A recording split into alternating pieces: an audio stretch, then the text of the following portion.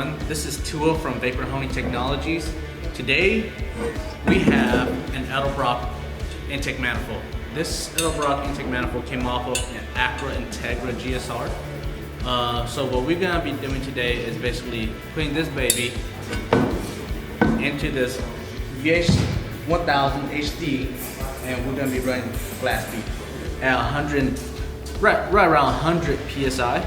So our goal is basically to see if we can get this thing polished up. So let's go ahead and try it.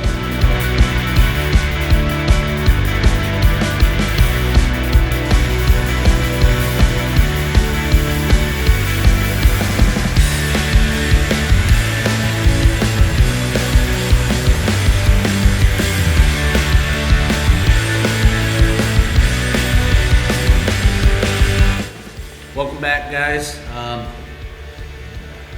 Here is the final results. Took me about a good 10 to 15 minutes just blasting it, and then took maybe another 5 minutes just to dry it with compressed air. But the U.S.A 1000 HD did a great job. It's amazing.